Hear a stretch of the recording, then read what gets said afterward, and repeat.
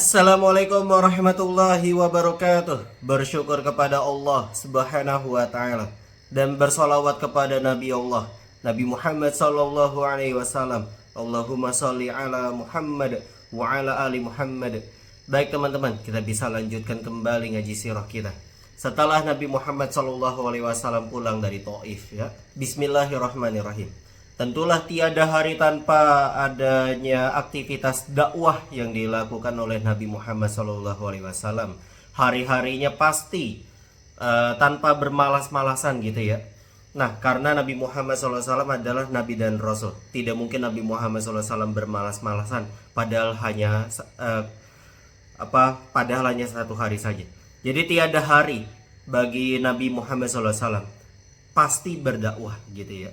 Karena setiap detiknya itu akan dicontoh oleh para sahabatnya. Maka apa yang dilakukan oleh Nabi Muhammad SAW setelah pulang ke Mekah? Maka ini dia, menawarkan Islam kepada kabilah dan individu. Pada bulan Zulqa'dah tahun ke-10 kenabian, bertepatan dengan akhir bulan Juni atau permulaan Juli 619 Masehi, Rasulullah SAW kembali lagi ke Mekah untuk memulai lagi menawarkan Islam kepada kabilah-kabilah dan individu-individu. Semakin dekat datangnya musim haji, maka orang-orang datang ke Mekah pun semakin banyak, baik dengan berjalan kaki maupun mengendarai unta yang kurus dari seluruh penjuru yang jauh, guna melaksanakan ibadah haji dan menyaksikan berbagai manfaat bagi mereka serta menyebut nama Allah pada hari yang telah ditentukan. Rasulullah SAW menggunakan kesempatan baik ini dengan mendatangi kabilah demi kabilah dan menawarkan Islam kepada mereka serta mengajak mereka untuk memeluknya, sebagaimana yang pernah beliau lakukan semenjak tahun ke-4 kenabian. Pada tahun ke-10 ini, beliau mulai meminta kepada mereka agar menampung, menolong, serta melindunginya, sehingga dapat menyampaikan wahyu Allah. Jadi udah ada mulai rencana-rencana untuk hijrah juga gitu ya. Bagaimana nanti kalau misalkan Al-Mut'im bin Adi juga sudah tiada, maka bagaimana nasib Nabi Muhammad SAW gitu ya. Oke, kabilah-kabilah yang mendapat tawaran.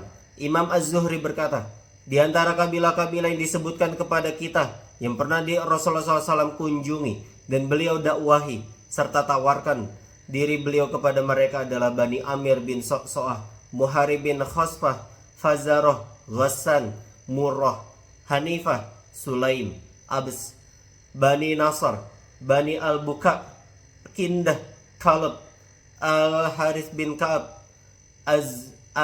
Azroh, dan Hadarimah. Namun tidak satupun dari mereka yang merespon penawaran Islam kepada kabilah-kabilah yang disebutkan oleh Az-Zuhri ini. Tidak dilakukan dalam tahun yang sama atau musim yang sama, akan tetapi itu terjadi antara tahun keempat sampai akhir musim haji sebelum peristiwa hijrah. Namun menyebutkan persisnya penawaran Islam kepada suatu kabilah pada tahun tertentu tidaklah mungkin. Akan tetapi dominan terjadi pada tahun ke-10 kenabian. Gitu. Jadi ini tidak terjadi pada tahun yang sama ya, tapi ini rangkuman, bisa dikatakan itu. Rangkuman dari tahun keempat sampai kemudian sampai sebelum hijrah Nabi SAW ke Madinah.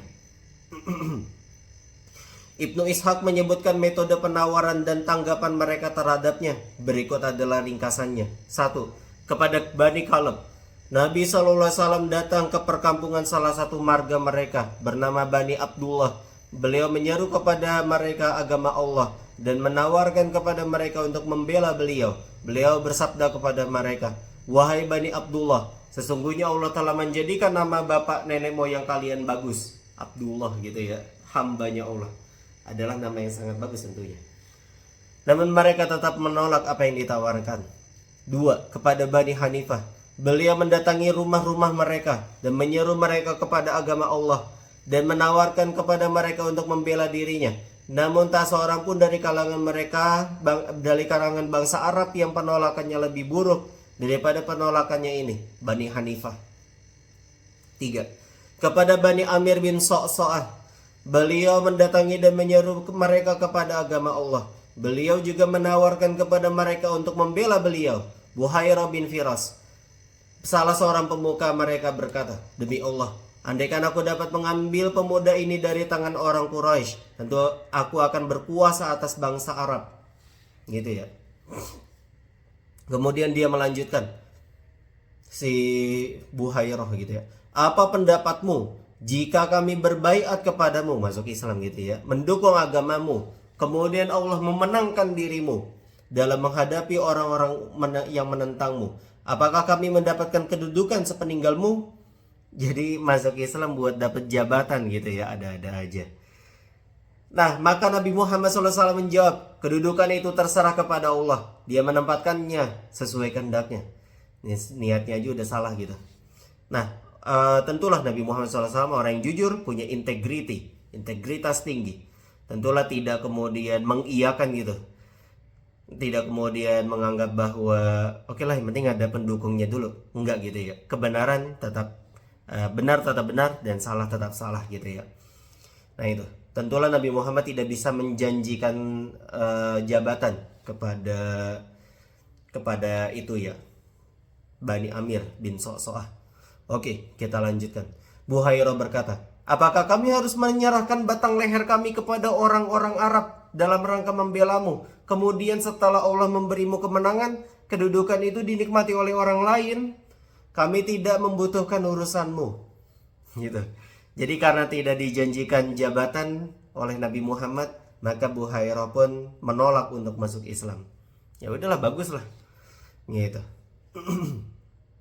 Tatkala Bani Amir pulang, mereka bercerita kepada seseorang sesepuh dari mereka yang tidak dapat berangkat ke Mekah karena usianya sudah lanjut. Mereka memberitahukan kepadanya, ada seorang pemuda Quraisy dari Bani Abdul Muthalib menemui kami dan mengaku sebagai seorang nabi. Dia mengajak kami agar sudi melindunginya, mendukungnya, dan membawanya serta ke negeri kita. Orang tua itu mengangkat kedua tangannya ke atas kepala seraya berkata, tanda ini gitu ya, menyesal gitu. Wahai Bani Amir, masih mungkinkah hal tersebut diraih? Kesempatan telah lewat, tidak mungkin terkejar. Demi jiwa fulan yang ada di tangannya, hal itu belum pernah sekalipun diucapkan oleh keturunan Ismail, dan sungguh itu adalah kebenaran. Kemana perginya kecerdikan kalian saat itu? Oke, kita lanjutkan kembali. Orang-orang yang beriman selain penduduk Mekah, di samping menawarkan Islam kepada kabilah dan delegasi, Rasulullah SAW juga menawarkan kepada orang, individu-individu. Di antara mereka ada yang menanggapinya secara baik, ada yang beriman selang beberapa saat setelah berlalunya musim haji. Di antara mereka adalah 1. Suwaid bin Somit. Dia adalah penyair yang cerdas, salah seorang penduduk Yathrib. Dia dijuluki Al-Kamil, orang yang sempurna, oleh kaumnya. Julukan ini diberikan karena faktor warna kulitnya, keindahan syair ciptaannya, kebangsawanan dan nasabnya. Dia datang ke Mekah untuk menunaikan ibadah haji atau umroh. Lalu Rasulullah SAW mengajaknya masuk Islam. Dia berkata, seperti apa yang ada padamu sama ada padaku. Lalu Rasulullah SAW berkata kepadanya, apa yang ada padamu? Dia menjawab, hikmah Luqman. Beliau berkata lagi, bacakan kepadaku. Dia pun membacakannya, si Suwaid ini. Maka Rasulullah SAW berkata, sesungguhnya ucapan ini indah, akan tetapi apa yang aku bawa lebih baik lagi dari ini. Ialah Al-Quran yang diturunkan Allah kepadaku. Ia adalah petunjuk dan cahaya. Kemudian Nabi Muhammad SAW membacakan ayat-ayat Al-Quran kepadanya, mengajaknya untuk memeluk Islam. Dia pun menerimanya dan masuk Islam. Dia berkomentar, sesungguhnya ini memang benar-benar indah, lebih indah gitu ya. Dia tidak berapa lama setelah kembali ke Madinah, dia terbunuh pada perang yang terjadi antara suku Aus dan Khazraj sebelum terjadinya perang Bu'ath. Masuk Islamnya Suwaid ini terjadi pada permulaan tahun ke-11 kenabian, perang Bu'ath ya. Nah jadi suku Aus dan juga Khazraj ini ada di Madinah, dahulu namanya Yathrib. Adalah cikal bakalnya ini, atau suku Ansor gitu bisa dikatakan. Cikal bakalnya Ansor yaitu Aus dan juga Khazraj yang sudah berdamai karena didamaikan oleh Islam gitu ya, luar biasa ini. Nah, adapun suku Aus dan Khazraj ini memang selalu berperang karena selalu dikomporin gitu ya, difitnah, diadu domba sama suku-suku Yahudi yang ada di Madinah. Oke, kita akan lanjutkan lagi. Nomor 2. Iyas bin Mu'adz. Dia seorang pemuda belia dari penduduk Yasrib, Madinah, yang datang ke Mekah bersama delegasi suku Aus dalam rangka mengupayakan persekutuan dengan Quraisy untuk menghadapi kaum mereka dari suku Khazraj. Hal ini terjadi sebelum meletusnya perang Bu'ats pada permulaan tahun ke-11 kenabian, di mana bara permusuhan di antara kedua kabilah di Yasrib ini sudah menyala. Sementara jumlah suku Aus lebih sedikit daripada Khazraj. Tatkala mengetahui kedatangan mereka, Rasulullah SAW datang menghampiri mereka menawarkan Islam. Beliau SAW berkata kepada mereka, "Maukah kalian mendapatkan yang lebih baik dari tujuan semula kalian kemari?" Mereka menjawab, "Ya, apa itu?" Jadi Nabi Muhammad ini gitu ya. Maksudnya adalah si suku Aus ini ingin meminta bantuan Quraisy untuk menjadi sekutunya. Terus kemudian ketemulah mereka dengan Rasulullah SAW. Gitu. Maka Rasulullah SAW menawarkan yang lebih baik lagi. Maka Nabi Muhammad menjawab, "Aku adalah utusan Allah. Dia telah mengutusku kepada para hambanya untuk mengajak mereka beribadah kepada Allah dan tidak menyekutukannya dengan sesuatu pun. Dan dia telah menurunkan Al-Quran." Kemudian beliau menjelaskan kepada mereka tentang Islam dan membacakan Al-Quran. Iyas bin Mu'adz berkata, "Wahai kaumku, demi Allah, ini adalah lebih baik dari tujuan semula kalian kemari." Lalu Abu Al-Haisar Anas bin Rafi, salah seorang yang ikut dalam delegasi tersebut, mengambil segenggam tanah berkerikil, melemparkannya ke wajah Iyas seraya berkata, "Menjauhlah dari kami, sungguh kami datang bukan untuk tujuan ini." Iyas terdiam, sedangkan Rasulullah SAW berdiri meninggalkan mereka. Selanjutnya mereka pun pulang ke Madinah tanpa menuai sukses untuk mengadakan persekutuan dengan kaum Quraisy. Gagal gitu ya delegasinya ini.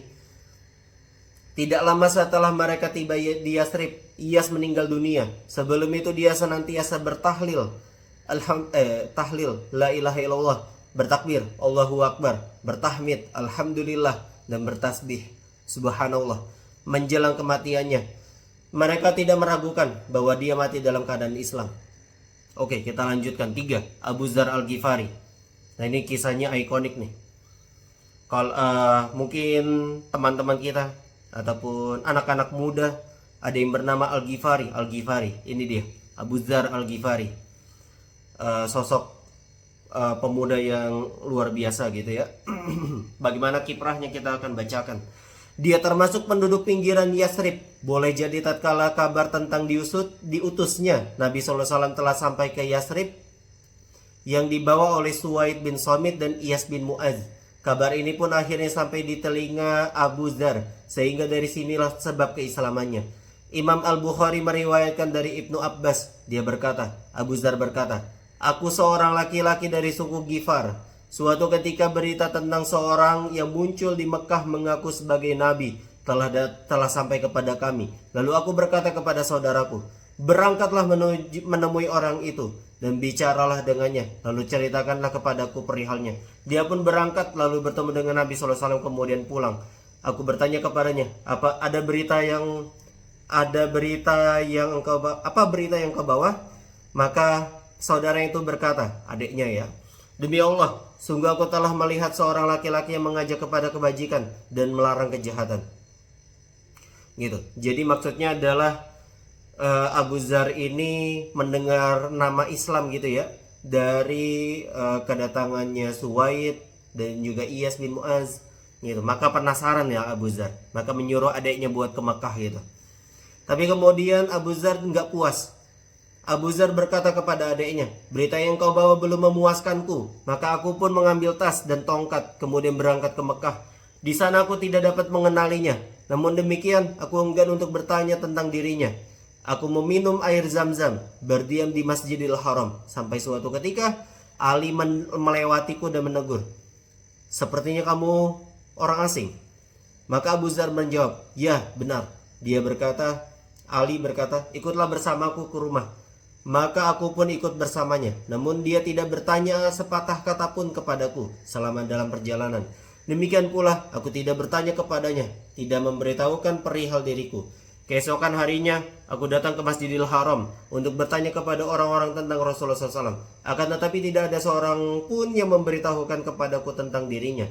Lalu Ali melewatiku lagi seraya berkata, apakah kamu masih ingat tempat singgahmu?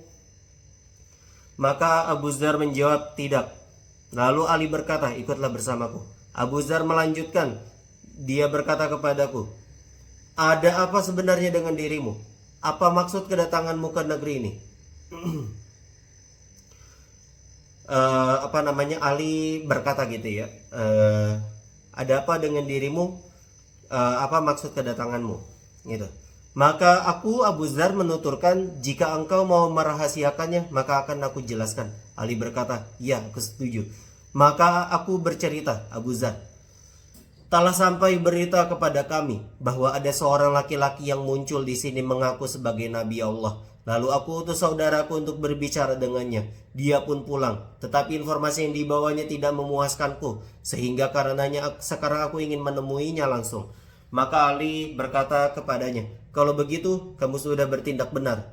Sekarang aku sedang menuju ke arahnya, ke arah Nabi Muhammad SAW. Karena itu masuklah sebagaimana aku masuk. Karena bila aku melihat seseorang yang aku khawatirkan akan mencelakaimu, aku akan minggir ke tembok seolah tengah memperbaiki sandalku, sedangkan kamu teruslah berjalan. Dia pun lalu berlalu dan aku ikut bersamanya hingga dia memasuki rumah. Aku masuk bersamanya menghadap Nabi SAW. Lalu aku berkata kepada beliau, Abu Dzar gitu ya, berkata kepada Nabi Muhammad SAW, jelaskan kepadaku tentang Islam. Lalu Nabi Muhammad SAW menjelaskannya. Maka seketika itu pun aku masuk Islam. Beliau berkata kepadaku, wahai Abu Dzar, rahasiakanlah urusan ini. Kembalilah ke kampung halamanmu. Bila mana engkau telah mendengar kemenangan kami, maka datanglah kembali. Aku menjawab, demi zat yang telah mengutusmu dengan kebenaran, sungguh aku akan secara lantang meneriakannya di hadapan mereka. Aku Abu Dzar kemudian pergi ke Masjidil Haram, sementara kaum Quraisy ada di sana. Aku berkata kepada mereka, wahai kaum Quraisy, aku bersaksi bahwa tiada Tuhan yang berhak disembah selain Allah, dan aku bersaksi bahwa Muhammad itu adalah hamba dan utusannya. Gitu. Nah, ada yang perlu dijelaskan dulu di sini. Nabi Muhammad SAW memerintahkan Abu Dzar untuk merahasiakan keislamannya dan kemudian pulang ke Madinah gitu ya. Tapi alasannya itu karena nggak enak gitu, nggak enakan kayak apa ya? Masa Abu Dzar bukan orang Mekah gitu ya, dia orang Madinah, memperjuangkan agama Islam yang kemudian itu lagi diperjuangin di Mekah gitu. Nanti kalau kenapa-napa Abu Dzar terluka atau gimana gitu, takutnya Abu Dzar ya pokoknya Nabi Muhammad nggak enak sama Abu Dzar kalau nanti menyusahkan dia gitu. Padahal Abu Dzar itu orang Madinah gitu ya, bukan orang Mekah. Kalau misalkan Abu Dzar nantinya berhadapan sama orang Mekah itu gimana gitu ya. Nah gitu, nggak enak Nabi Muhammad.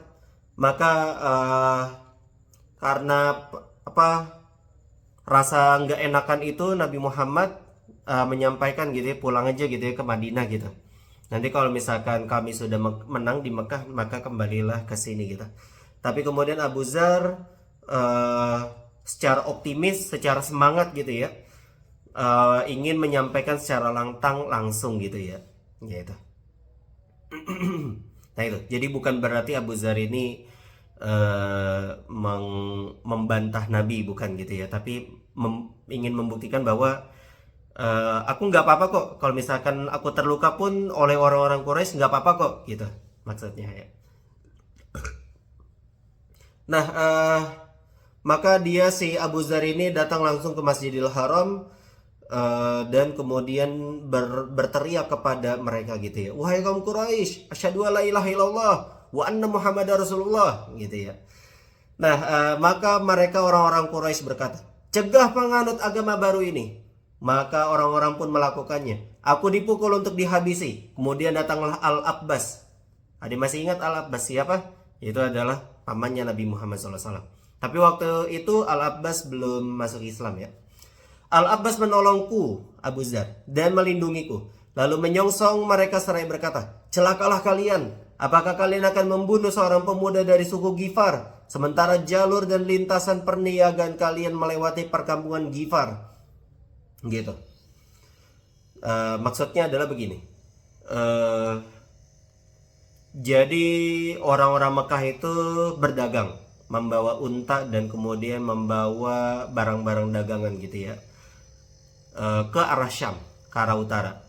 Nah, ke arah utaranya itu Mekah, Madinah gitu ya. Jadi melewati Madinah dulu sebelum kemudian ke Syam nantinya. Nah, jadinya khawatir nanti kena begal gitu ya sama suku Gifar gitu. Oke. Maka orang-orang Quraisy pun akhirnya melepaskanku gitu ya.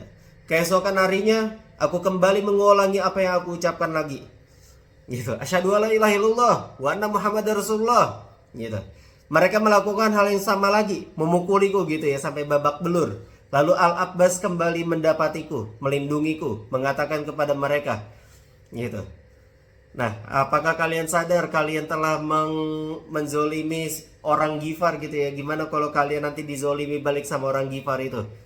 Nah, celakalah kalian gitu ya.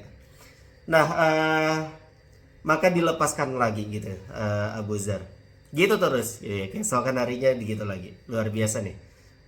Walaupun terluka, tapi Abu Dzar Al-Ghifari nggak apa-apa gitu ya. Oke, maka demikianlah ngaji kita pada hari ini. Kita sampai situ dulu ya. Sampai kemudian Abu Dzar Al-Ghifari. Nanti masih ada lagi kisah-kisah menarik lainnya di nomor 4 Tufail bin Amr. Tapi untuk saat ini segitu dulu deh. Oke, maka bisa kita cukupkan ngaji kita pada hari ini ya dengan membaca hamdalah dan doa kafaratul majlis. Alhamdulillahirabbil alamin. Subhanakallahumma wa bihamdika asyhadu an la ilaha illa anta astaghfiruka wa atubu ilaik. Wassalamualaikum warahmatullahi wabarakatuh.